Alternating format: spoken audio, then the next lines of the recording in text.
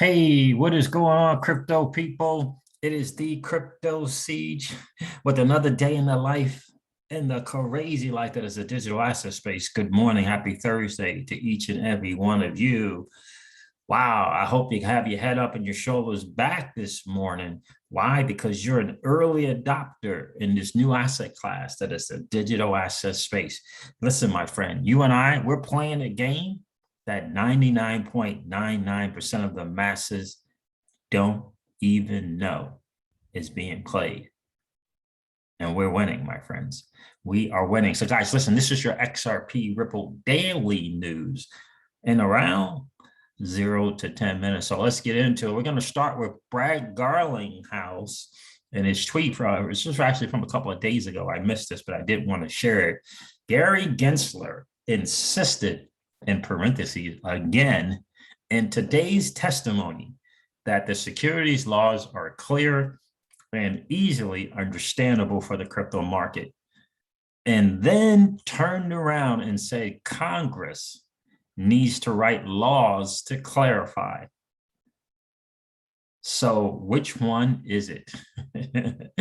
Which one is it? Body blows, shots fired. Brad Garlinghouse is not messing around, and he is so correct. Thank you, Senator Toomey, for being a voice of reason. Hashtag Gary Gensler is not your friend. So what is the deal going on? I heard crypto banner Rand Nooner said that something was going on with thumbnails on YouTube. And then I saw something from Digital Asset Investor saying something about his thumbnails as well. And then on Twitter, there's certain things that he could not say on Twitter. I guess names cannot mention on Twitter, I guess. Or if you take a YouTube and try to post it on Twitter, that thumbnail can't say a certain thing.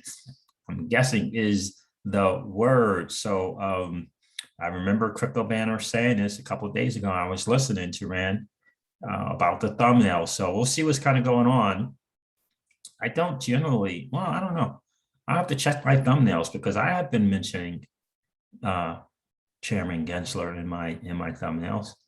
So we'll see if YouTube is in fact doing what these centralized organizations tend to do, which is determine what they will and will not allow for you to do on their platform. So we shall see what's going on with that. But shout out to Brad Garlinghouse for throwing out some body blows. Hashtag Gary Gensler is not your friend. In fact, I am going to I'm going to retweet this tweet from Brad Garlinghouse, and I'm just going to do it.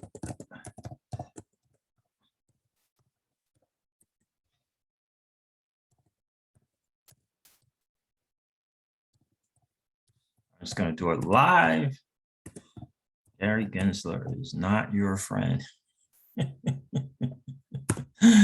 Oh, that dude. Wall Street. Wall Street. Let's go with the market. Try to get off that madness, negative madness that is the SEC. And let's go check out the market and see what is going on with the market as well. I got some interesting stuff from Cathie Wood I'm going to share with you guys. J.P. Morgan is feeling it, and other banks. They're feeling the power. They're taking on the body blows from the DeFi space. I'm going to share it with you guys as well. So let's go here and check out the market. So it says it's up 1.4%, which is cool. The overall cryptocurrency market cap is 2.27 trillion. 2.27 trillion. Bitcoin dominance is at 39.7%, and Ethereum is at 18.7%. And goodness knows, I think the DeFi is still in that 17 to 19% in terms of its dominance, 17 to 19. So Bitcoin is at $47,976. Ethereum is at $3,629. Cardano, that new ecosystem coming out. If there was ever a play in terms of laying a foundation for generational wealth,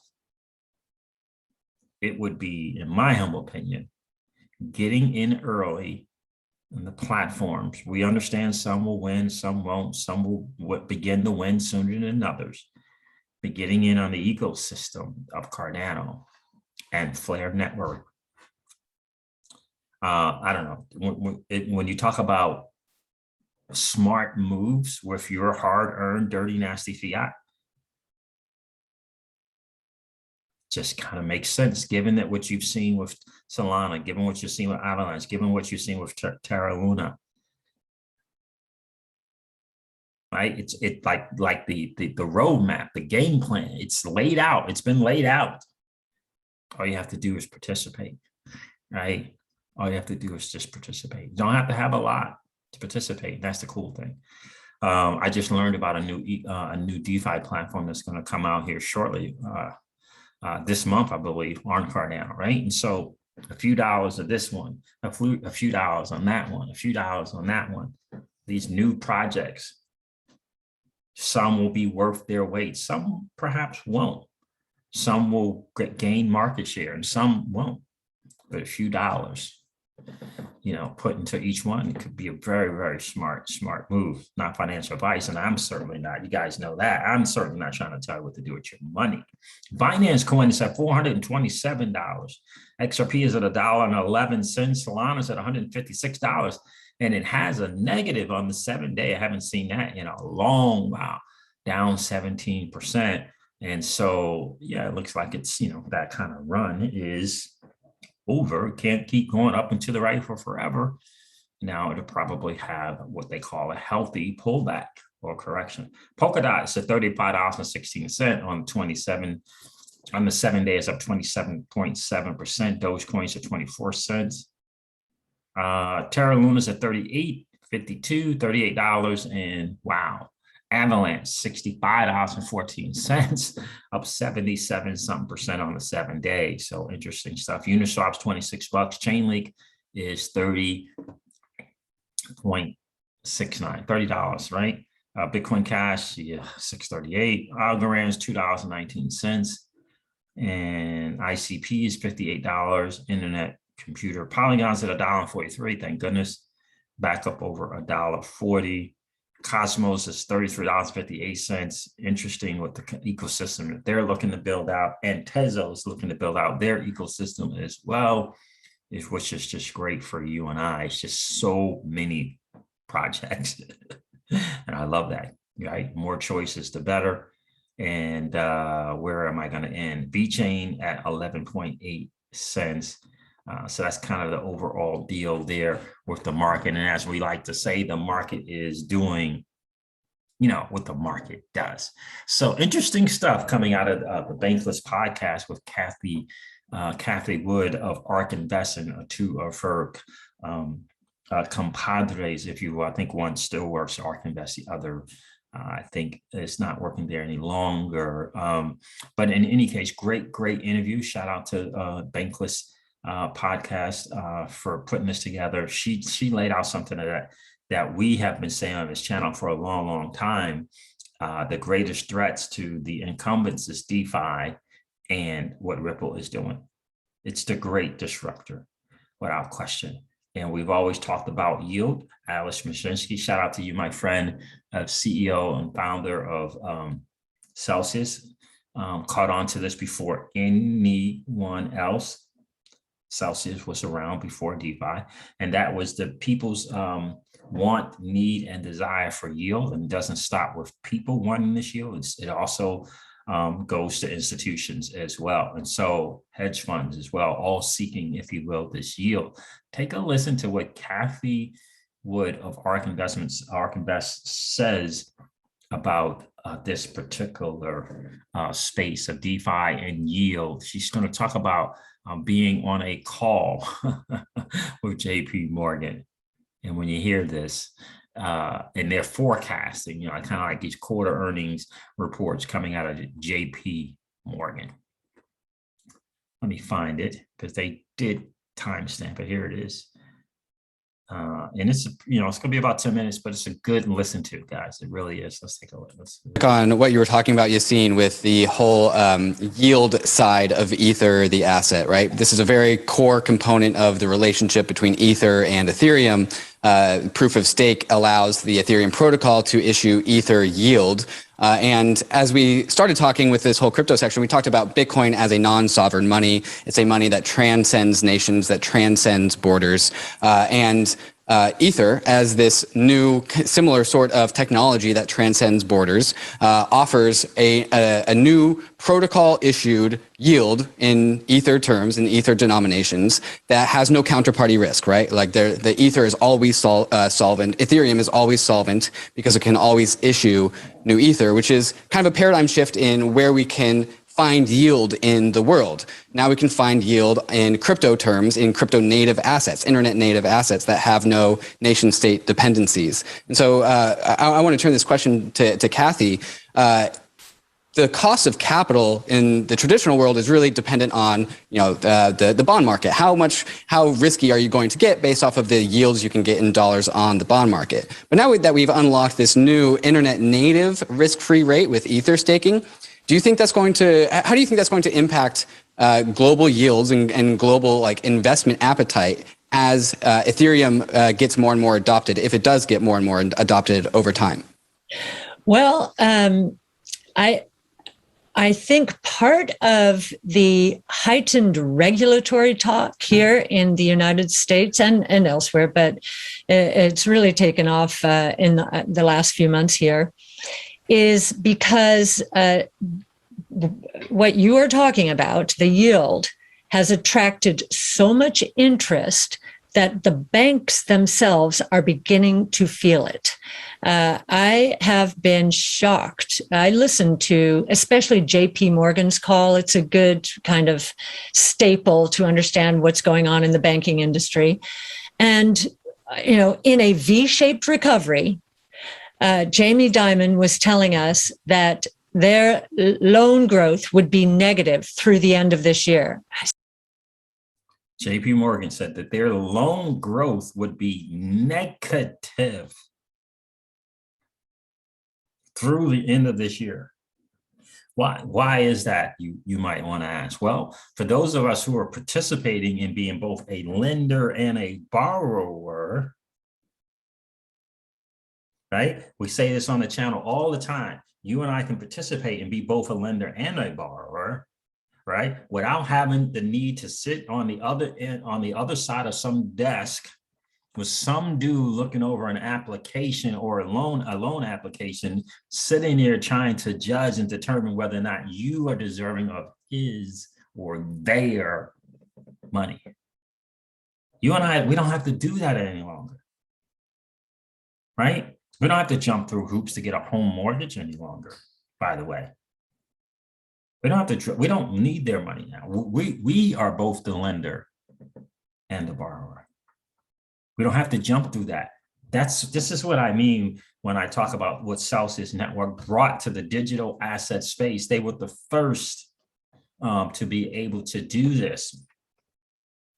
To say that, look, you hold a valuable asset in Bitcoin and Ethereum. You hold this valuable asset. That's where they started with. Now they have almost 40 different assets, right?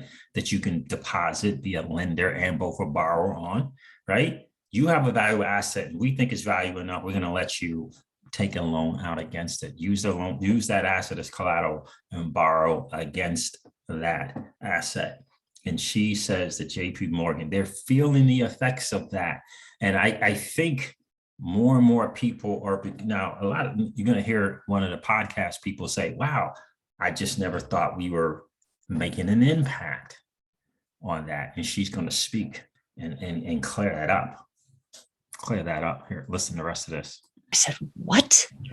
And I began to think, could it be? Could what's going on in the Ethereum world already be impacting banks. You know, prices are determined at the margin. And so this could be really hurting the banks. And I think I'm going to take a very close look during the next few earnings seasons to see if we can dimension it. It does, you know, it doesn't seem like it is big enough yet, but I'm beginning to wonder, you know, the search for yield, which again, the extremes, the bond market in the traditional world, I believe is in a bubble, certainly on the corporate credit side, which is where the risk is. And I can't help but believe that others believe the same and are searching elsewhere for yield, especially the hedge funds, I would say. That's the first thing that comes to mind when you ask your question. And I'm beginning, and now you're going to have to rephrase your question if you want me to go any further. Well, I just want to follow up on that, because the podcast and the movement we have here is called Bankless, right? So we've seen this for a while, but we're actually not sure that the banks are actually worried about it right now. Oh, I think they are? Oh, definitely. I think part of the regulatory heat that is taking place now is because the banks are beginning to see how much this is going to hollow them out.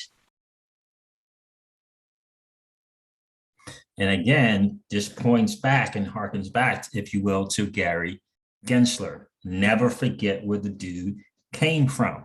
She says, Cathie Ark here is saying, very, very smart woman said, she thinks that the regulatory heat that's coming down in the digital asset space is because the banks are beginning to feel hollowed out. They're beginning to get hollowed out by the digital asset space. And I don't think there's any bigger platform doing that than Ripple. I just, no bigger platform than what Ripple is doing and what they're able to do with the ledger and the digital asset XRP. And so this is what I mean when I say they put him, Gary Gensler, where they need him. You think it's just a coincidence that he began to do this thing at MIT? Really? 100-something million? 120 million? Taking a gig at MIT just because? Come on. Yeah, think, right? They knew this was coming for a while, and they had to figure out a way to stop it. They had to figure out a way to stop it.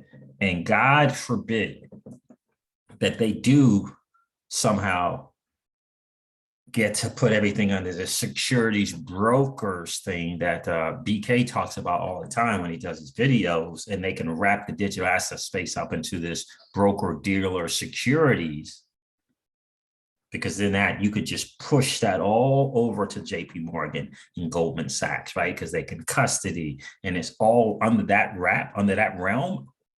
It totally benefits them. So I can see that as being one of their plays. Absolutely. But thank God that the digital asset space we have, don't ever forget that we made a lot of noise on that last recent bill, the infrastructure bill. And it's going to take more of that. It's going to take more money from the likes of Coinbase. It's going to Coinbase, if you're listening, you're going to have to put up more than $150,000. $150,000. Come on. To fight this fight. And hopefully you realize, I know you thought you weren't part of it because you were doing all of this, doing all of that. I know you thought they weren't going to come after you. No, they're coming after the digital asset space. Right, because Uniswap has a bigger market cap than Goldman's and JP Morgan combined. Uniswap. This is what this is all about. It's about them, the big banks, not the 9,990. The big banks realizing this is exactly what Cathie Wood is saying. They are beginning to get hollowed out. They know it. They put him where they need him. And so if you've ever been disillusioned about Gary Gensler, maybe perhaps being the hope for the digital asset space, I hope you realize you can let that go now. He is working for them, not you and I. And we have to do what we can do, which is by letting our fellow Congress people know, getting to Twitter, being active, retweeting tweets, right? Participating, doing our part. You know, you don't have to become a content creator, but doing your part to make the world know. Anytime I see anything from Charles Gasparino, I'm hearting it and I'm retweeting it, because he's willing. It looks like he is now willing to step into this fight, and by just exposing, right? And again, Congress is going to wait for the sure winner, right? They're going to wait for the sure winner. And the way Toomey and maybe someone else kind of came at Gary Gensler, and the SEC, any kind of little thing that they can get, Congress can get, to kind of call out the SEC. Again, when it's a slam dunk situation, they'll take it on. They'll bring it up. But we gotta take advantage of social media though in the way that we can and expose the truth. So when you see the tweets from Charles, you see some video from John Deaton or from DAI, take the time to heart it and retweet it. You don't have to retweet with a quote, but the more exposure, the better it is for all of us. So you remember, this is what she said, the banks are beginning to feel hollowed out by these body blows from DeFi. And I'm gonna tell you, there isn't a bigger threat. DeFi is cool. But there isn't a bigger threat to the banking system than Ripple and its technology.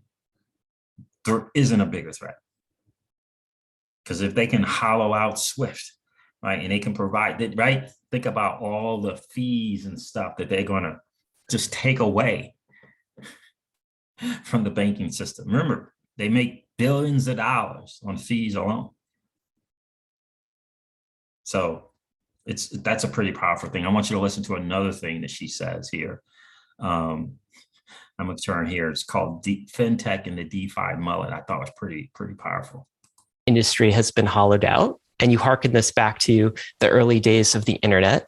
And of course, a lot of early fintechs have been born since the birth of the internet. I'm curious about your thoughts here. So I think we agree that big banks are going to be completely disrupted. I'm curious how fintech sort of fits into this. We've got Visa, we've got MasterCard just bought a crypto company, CipherTrace. We've got PayPal entering. We've got Jack Dorsey and Square doing things in crypto. We call it, Cathie, the DeFi mullet. We think there's actually going to be like an increasing number of fintech companies who have sort of the fintech in the front and the DeFi in the back, right? That's where the party is. How do you see this shaping out, right? Fintech and crypto. Is this a match made in heaven, or are they opposing factions? So MasterCard and Visa, I consider them part of the old world, old DNA, and they see the writing on the wall. They're trying to figure out how to cut their costs and insinuate themselves into the crypto world. But they are really hostage to the banks, right? When you think about it. So I wouldn't put them in. They would call themselves fintech. I don't call them fintech, but I've been wrong on Visa for a very long time. I've always thought, someone would come and knock off that kind of duopoly. As far as the others, so PayPal and Square have digital wallets. So Max Friedrich, our fintech analyst, working with Yassine, has done an incredible job analyzing the potential for digital wallets. We've looked obviously at WeChat Pay. And the potential of digital wallets. Again, you think Ripple, maybe it's global ID. I don't know, but I remember the talks with Mickey B. Fresh and Patty XRP about the digital wallets and what Ripple is doing with these wallets, the potential of the digital wallets. And just got to understand what Cathie just said there, Visa and MasterCard are kind of beholden to the banks, right? And so the Ripple, the amazing thing about Ripple is it's so nimble and it's so versatile. It can move and pivot in any direction that it wants and dominate. That's that genius behind the XRP ledger. Okay, and dominate. And so when you think about the interledger protocol, the ILP, and you think about the XRPL ledger, and you think about XRP, we say it on a channel all the time, just pick one. Just pick one. And so she's talking digital wallets, Ripple's been there. You want to talk central bank digital currencies, Ripple can go there. Do you see what I'm saying? Ripple is there, right? It's so nimble. They can move in so many directions. That's why I say it is the biggest threat. It is the biggest threat. And without question, those people, the banks, Wall Street, recognized it. And there is zero chance that that lawsuit was just because. Zero chance. That is all about trying to slow down Ripple. It's all about that. And they figure what do they have to lose? What do they have to lose? Right? Clayton on his last day hands it over to Gensler. Gensler, we already saw from Crypto Eddie, she shared that the meeting between Clayton and Gensler, I think the day before Gensler filed the lawsuit. Why? Why was that a meeting? Gensler didn't even get the nomination yet. He hadn't been blessed, not the nomination. He hadn't been blessed with, the two hearings or whatever, where they kind of, ask him a bunch of questions and kind of give him the blessing. He hadn't got that yet. Why is he meeting with Clayton?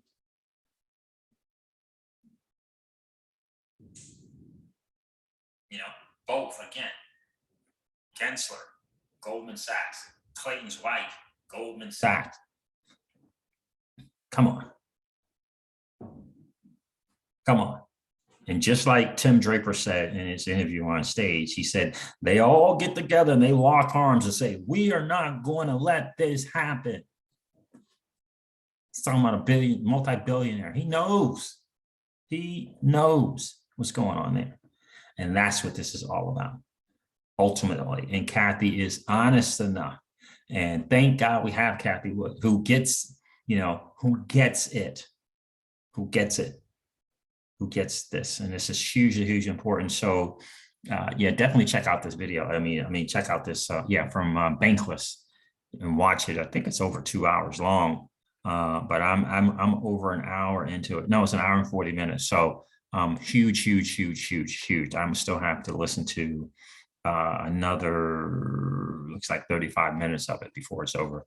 So listen, guys, I hope this has been of value to you. Realize in the position that you are, realize what you hold, understand that each of us need all of us. Let's, the proof of work don't work banter and mantra is childish. It's childish. Each of us need all of us don't forget the fight. The fight is not between Bitcoin, Ethereum, and XRP. The fight is between them, the big banks, Wall Street, and the digital asset space. That's the fight. And if we're divided, it's easy to take it down. You get a camp isolated all on their own. Get them all isolated all by themselves. It's easier to take it down. Got to remember, that's where the fight is, guys. All right, listen, guys, I'm going to end this video like I do all of my videos and remind you guys of this. That is old money. It doesn't want you to win. They don't want you to win. They would rather that we remain a cog in their perpetual wheel of trading our time for dollars. They don't want us to play in the same playground that they play in, where we allow our money to work for us. This is our chance to win, guys. The digital asset space is our chance to win. We are in the midst of the greatest transfer of wealth in the history of man. Are you participating, or are you standing on the sidelines? Here's what I do know, that the battle for you has already been fought, and the victory is yours. Go get it. I'll talk to you soon, guys. See ya. Bye.